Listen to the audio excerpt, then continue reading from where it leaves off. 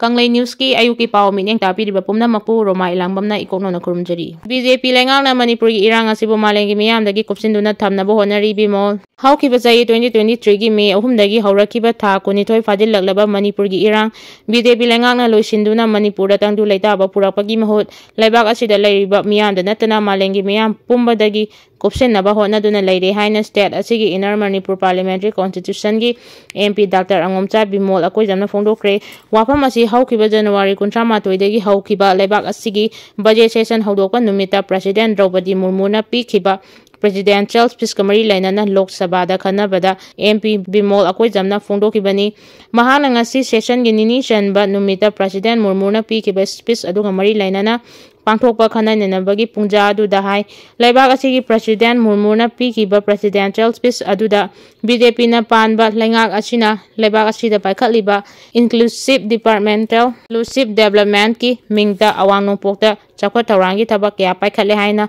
paudam ki adubu HAIRI President pikhiba speech aduda Manipur da ngasi thokliba crisis asiga mari lainana kariguma wafam amata fongdokhidaba haibasi laibak asigi leiriba constitution amasung masigi principle asibu violate tawbagi thawong amani haina mahana fongdokki mahana makha taraduna hai Indian Constitution gi leiriba article 32 gi manung chaliba habeas corpus writ adu Manipurgi matangdadi pumnama tayonaba haibadu oire Manipurda thokliba irang asi pawba loisinba ngamdana leiringai talak asida Laistram Kalambabu kauba Leimakong Army garrisonda masagi mathau pangthokpa changkhraga ngasi phawba thiba khangdana leiriba asi Manipurda leiriba miyangi punsi kadai phawba Indian Army na ngakpi senbibagi thabak lokhatlibagi haibasi hangningai oiba wahang amani MP Bimol na makhatana fongdokibada jiribamda pikliba tha nipan na ngairiba angang yauna puna MIOI 3 pu paraba matungda minungsi leitana hatuna turelda thadaragiba thaudok aduda chenaba MIOI singasi phawba paba ngamdana leiri haina sumhangna penda fongdoki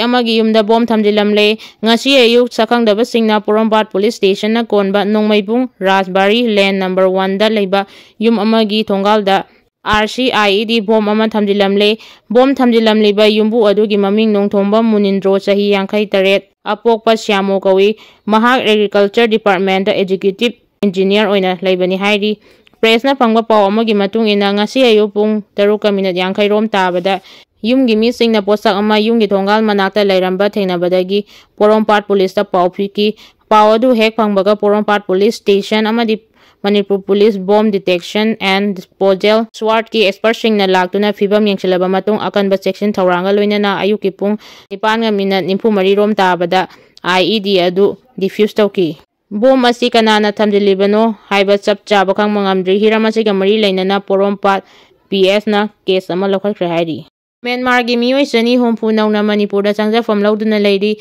Myanmar da thokliba civil war asina maram oiduna Manipur ga yumthangnana leiriba Myanmar dagi MIOI chani hompu Manipur gi ngamkhai lanchilaktuna mathwai hingnana ba changjafam lauduna leiri haina defense source na thadorokba report ama da yumpam oiduna di Hindu na report tawrakli report achina makhata na hai chaliba sahi asigi haukiba January 4 dagi hauduna Myanmar junta army na chathakiba air strike na maram oiduna Manipur ga lonaba Myanmar gi ngangkai da leiba Myanmar National Ching Manipur da tangka kaya thokna changchilaki adubu Myanmar da hinchagi oiba thaudok wathok sing hantarakpadagi Manipur da changjafam lauduna leirakiba Myanmar refugees jamarom amu hana Myanmar da tekta kaidana halankre haina di Hindu na report tawrakli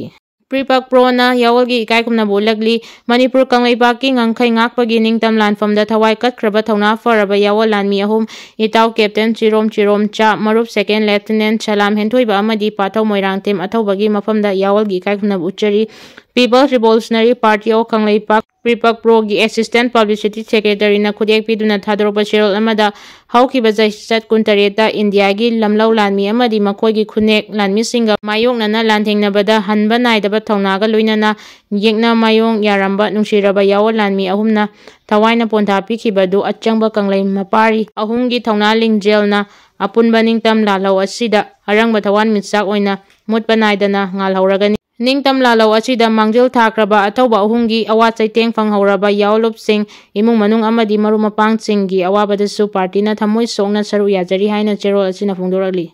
Assembly session sitting 10 da legani lagliba February 10 dagi pangthokpa haugadoriba 12 suba Manipur Legislative Assembly ki 3 suba session asigi Provisional Calendar ngasi Manipur Legislative Assembly ki Secretary K Megajitna thokre.